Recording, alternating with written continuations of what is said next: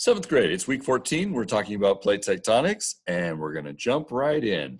So by the end of this lesson, you should be able to explain divergent plate boundaries in the ocean, specifically talking about ocean divergent plate boundaries.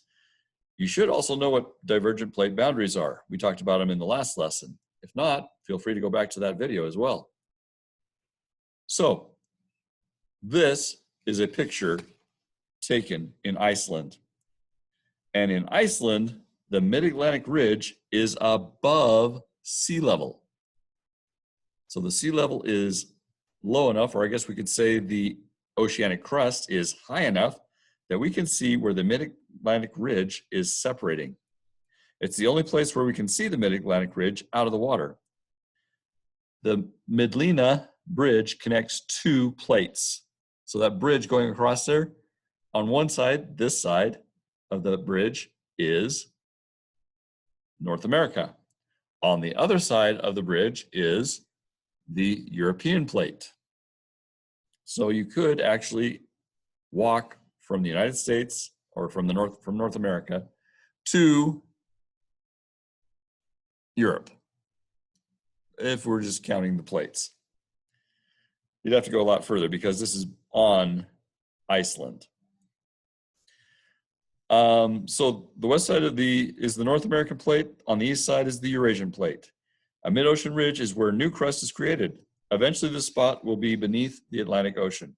So if you want to see it, you need to go sometime in the next couple of centuries. Plates move apart at a divergent plate boundary. This happens in the oceans at mid-ocean ridges. It happens on land in continental rift zones. Mid-ocean ridges in the oceans, plates move apart at these places, at mid-ocean ridges. Lava rises upward, erupts, and cools. Later, more lava erupts and pushes the original seafloor outward. This is called seafloor spreading, which we talked about last week, or 2 weeks ago.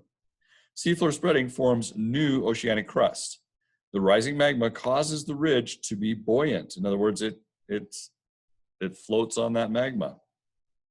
This is why there is a mountain range running through the oceans. The plates are pulling apart and they cause earthquakes. Most mid-ocean ridges are located deep below the sea. The island of Iceland sits right on the mid-Atlantic ridge. This is another picture of the mid-Atlantic ridge as it goes up into Iceland, right there in the center of the picture where the snow is deepest. A divergent plate can also occur within a continent. This is called continental rifting. Magma rises beneath the continent. The crust thins, breaks, and then splits apart. This first produces a rift valley. The East African rift is a rift valley. The East Africa is splitting away from the African continent. Eventually, as the continent crust breaks apart, oceanic crust will form. This is how the Atlantic Ocean formed when Pangaea broke up, or at least how we think it formed. So we have a real-life example of two landforms being torn apart and new oceanic crust being filled in between, whether or not there's actually ocean there at this time or not. So in summary, we need to remind ourselves that divergent plate boundaries in the ocean create mid-ocean ridges. This is where new seafloor is created by upwelling magma that's coming up. Divergent plate boundaries rift a continent apart. Eventually, a new ocean will form between the two continents. Iceland is a location where we can see a mid-ocean ridge above sea level. So, can you explain divergent plate boundaries in the ocean? We talked about a few that were actually outside of the ocean as well. So next time we get together, we are going to talk specifically just about divergent plate boundaries, not necessarily only under the ocean.